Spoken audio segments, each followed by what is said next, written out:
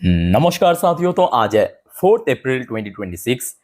दोस्तों, इस वीडियो में हम टोटल 10 कंपनी की शेयर्स को लेकर चर्चाएं करेंगे। अब देखिए, जिसके ऊपर कुछ बढ़िया अपडेट तो है। अब देखना होगा कि सोमवार मार्केट की सेंटिमेंट किस तरफ रहता है, उसके ऊपर ही सब कुछ डिपेंड करेगा। ठीक है, क्योंकि आपको पता है कि आज ऐसे माहौल है कि चाहे कोई कंपनी को कितने भी बड़े ऑर्डर मिल जाए, कितना भी बढ़िया परफॉर्म कर दे, कितना भी बढ़िया बिजनेस कर दे, बट अल्टीमेटली मार्केट में अगर गिरावट हुआ, मार्केट की मूड अगर बहुत खराब रहा, वो किसी के हाथ में नहीं है। ठीक है, तो बेसिकली मेरा कहने का मतलब ये है, इन 10 शेयर दोस्तों सोमवार बाजार ओपन होते ही नजर रखना। और डोंट वरी, मैं आपको कल मतलब रविवार एक सेपरेट वीडियो में कौन कौन से शेयर इंपॉर्टेंट है सोमवार के लिए स्पेसिफिकली दे दूंगा, रिमाइंड पर्पस। ठीक है, तो देख लेना जरूर। अच्छा, ये सबसे पहले शुरुआत करते हैं एचडीएफसी बैंक लिमिटेड, जो कि भारत की largest private bank. Last day share closing किया था 751 रुपए पे, लगभग 1.18% गेनिंग के साथ। शुरू में काफी गिर गया था, उसके बाद एकदम से रिकवर कर गया। मोस्टली मार्केट में आज मतलब लास्ट डे रिकवर हुआ था ऐसे ही। अच्छा, एचडीएफसी बैंक के ऊपर जो खबर है, HDFC bank to consider debt fund raising on 18 April. तो कंपनी मतलब बैंक जो है यहाँ पे फंड रेज करने की प्लान किया है via debt. Debt means debenture, kind of bond आप कह सकते हो। ठीक है, अब देखिए, कोई भी बैंक हो या कंपनी हो, अगर बॉन्ड के थ्रू, डिवेंचर के थ्रू फंड रेज करते हैं, वो हमेशा याद रखना प्रेजेंट वैल्यूएशन उसके ऊपर किया जाता है, तो जिसके कारण तब शेयर में गेनिंग होता है। और कोई कंपनी जब इक्विटी शेयर के थ्रू फंड रेज करते हैं, जैसे कि आपने सुना होगा, कोई कंपनी क्यूआईपी के थ्रू फंड रेज किया, इफपीओ लॉन्च किया, उसमें क्या होता है, डिस्काउंटेड वैल्यूएशन में किया जाता है, तो जिस वजह से शेयर में क्या होता है, गिरावट होता है। ठीक है, तो ये देखिए, कंपनी की पॉइंट ऑफ व्यू से तो बहुत सही है, मतलब शेयर की पॉइंट ऑफ व्यू से। अब बाजार की सेंटिमेंट सब कुछ डिसाइड करेगा। ठीक है, तो सोमवार के दिन मतलब परसों मतलब एचडीएफसी बैंक के शेयर को नजर रखना। आज उसके बाद देखिए, शेयर वैसे तो बहुत पिट चुका है रिसेंटली। शेयर जहां तक पहुंच गया था 1000 के आसपास। 1000 के आसपास देखिए, ये फैक्ट है कि पिछले कुछ महीनों से ही स्ट्रगल कर रहा था। बट उसके बाद जैसे ही जनवरी फरवरी तक चलो ठीक है, 900 के ऊपर ठीक ठाक था। जैसे ये वॉर शुरू हुआ, एकदम से गिर गया। एफएस की सेल ऑफ भी बहुत ज्यादा हुआ है। ठीक है, तो एचडीएफसी बैंक की शेयर को नजर रखना। इमीडिएटली मैं कहूंगा 800 की लेवल इंपॉर्टेंट है अपसाइड जाने के लिए। अच्छा दोस्तों, फिर आ जाइए एक छोटे से company, Kernex micro system India limited. वैसे तो शेयर लास्ट डे क्लोजिंग दिया था पॉजिटिव में, बट क्या है कि थोड़ा बहुत वीकनेस यहाँ पे भी हमें देखने को मिला था पिछले कुछ टाइम से। शेयर चल गया था 1200-1300 पे, वहां से गिरते गिरते आज 950-900 के रेंज में पहुंच चुका है। आज इस कंपनी को हाल ही में, मतलब आज की डेट में आप कैसे, तो आज की डेट में कैसे पता, मैं आपको एक बार डेट दिखा देता हूँ। ये देखिए, ये आज दोपहर की अपडेट है, मतलब कंपनी की तरफ से सुबह ही इन्फॉर्म किया था, अलग अलग न्यूज मीडिया ने इसको कवर किया है बाद में। Kernex micro system bag 91 crore order, तो कंपनी को मिला है 91 करोड़ रुपीज की ऑर्डर मिला है बनरस लोकोमोटिव वर्क की तरफ से।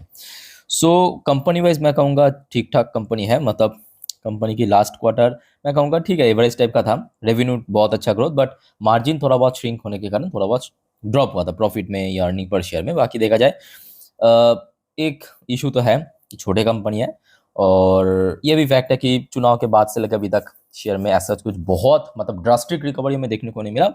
और देखिए, ये भी सच है कि मोस्टली जो कंपनी गिर गया था चुनाव के बाद से, तो रिकवर तो नहीं कर पाया।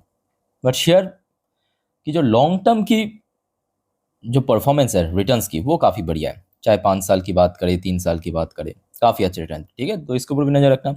अच्छा, फिर आ जाइए दोस्तों बजाज ऑटो, सेक्टर की लीडिंग कंपनी।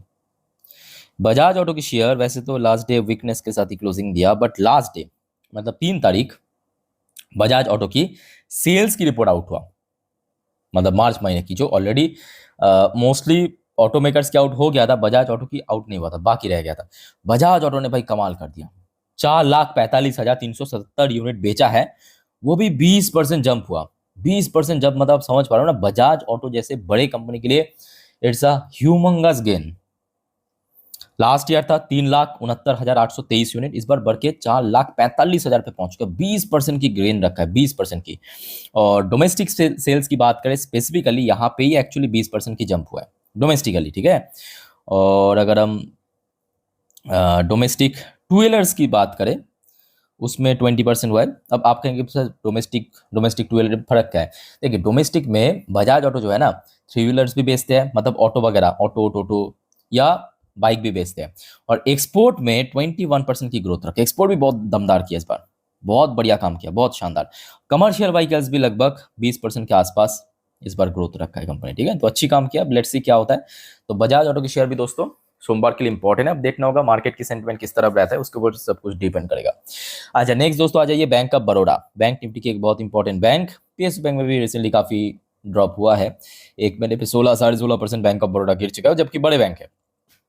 अच्छा बैंक ऑफ बड़ौदा की जो परफॉर्मेंस रहा बिजनेस की, 14% ईयर ऑन ईयर बेस पे ग्रोथ था, मतलब ओवरऑल अगर हम बात करें इन ग्लोबल बिजनेस। और जो डिपॉजिट के अंदर भी 12% की ग्रोथ रखा है। एक बार मैं आपको दिखा देता हूँ, देखिए जो टोटल ग्लोबल बिजनेस किया है, टोटल बिजनेस किया है 30.78 लाख करोड़ की, आउटस्टैंडिंग। लास्ट ईयर था 27 लाख, तोड़ दिया, सीधा तोड़ दिया। और ग्लोबल डिपॉजिट कितने इंक्रीज हुआ पता है? 12%। 12% डिपॉजिट इंक्रीज हुआ है, बहुत तगड़ा काम किया। अब लेट्स सी, वही सेम चीज़, मार्केट की मूड जिस तरफ, शेयर भी उस तरफ जा सकता है। और ये भी फैक्ट है कि पिछले एक महीने बोलना भी एक्चुअली गलत होगा, फेब्रुवरी की वही थर्ड वीक से ही शेयर थोड़ा थोड़ा वीकनेस हमें देखने को मिल गया था। अभी फिलहाल 22-23% नीचे चल रहा है तब से, ठीक है। अच्छा दोस्तों उसके बाद आ जाइए Hindustan zinc. Hindustan zinc 1.5% last day गिरा। वैसे तो गोल्ड एंड सिल्वर गिरने के कारण मेटल सेक्टर भी थोड़ा सा वीक चल रहा है। अच्छा हिंदुस्तान जिंक की शेयर भी रिसेंटली काफ़ी गिर चुका है। हिंदुस्तान जिंक की तरफ से जो बिजनेस की अपडेट आया वो भी काफ़ी बढ़िया रहा। हिंदुस्तान जिंक की जो प्रोडक्शन इस बार, एक बार मैं आपको दिखाना चाहता हूँ अलग अलग सेगमेंट पे।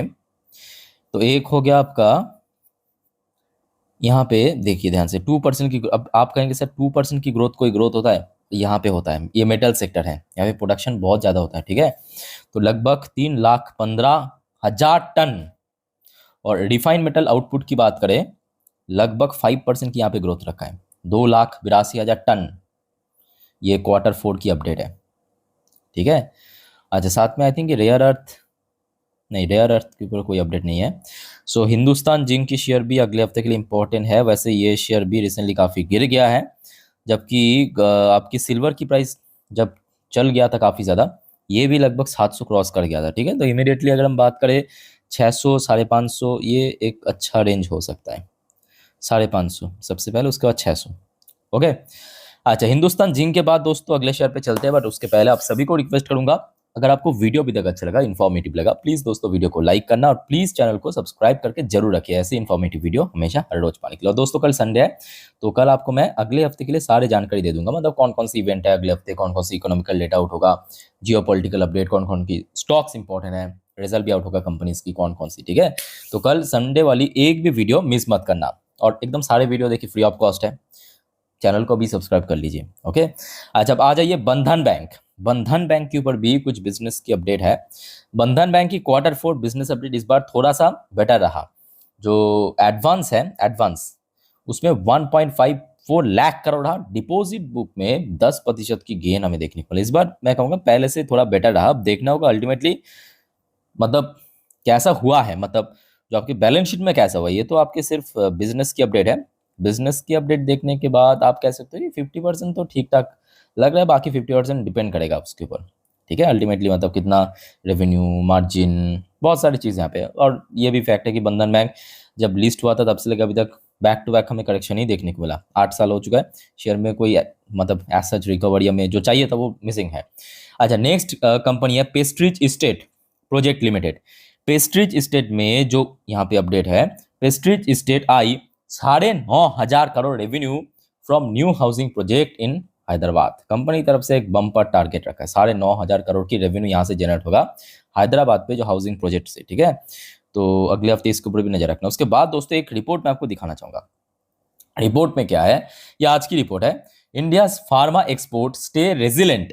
रेजिलेंट मतलब यहाँ पे कह सकते हो कि काइंड ऑफ जैसा चल रहा था मतलब उसी ग्रोथ को ही मेंटेन किया, बेसिकली यही समझाने की कोशिश किया, ठीक है। अमिड ग्लोबल हेडवाइन, तो ग्लोबल तो आपको पता ही होगा आज की डेट में कितना ज्यादा अनसर्टेन या काफी वॉलेटाइल है ना। तो उसके बावजूद भी जो रेजिलेंट शो किया, ये अमेजिंग।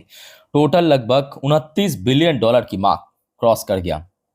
और जिसके कारण दोस्तों कल बाजार, मतलब कल मतलब सोमवार के दिन बाजार ओपन होते ही ये जो सारी कंपनीज है, सन फार्मा हो गया, सिप्ला हो गया, ल्यूपिन होगा, मतलब मोस्टली जो फार्मास्यूटिकल की लीडिंग कंपनी, ठीक है, तो उसके ऊपर भी नजर रखना, इस बार भी गेनिंग हो सकता है। देखिए यहाँ पे जो भी आपको मैं दिखा रहा हूँ वो बेसिकली देखिए कंपनी की न्यूज़ पर्पस या इन्फॉर्मेशन पर्पस, ऐसा नहीं कि ऐसा ही होगा, वो डिपेंड करेगा आपके वॉर किस दिशा में जा रहा है, उसके ऊपर बेस करके मार्केट रिएक्ट करेगा, और मार्केट जैसे रिएक्ट करेगा उस हिसाब से शेयर रिएक्ट करेगा, ठीक है। So don't worry, time to time जानकारी आपको मैं दे दूंगा मार्केट ओपन होने से पहले। आप बस चैनल के साथ जुड़े रहिए, फॉलो कीजिए हर एक वीडियो को। बाकी कोई कंफ्यूजन कमेंट करके बताइए। इस वीडियो को वाइंड अप करता हूँ, मिलता है नेक्स्ट वीडियो में। टेक केयर, बाय बाय, जय हिंद।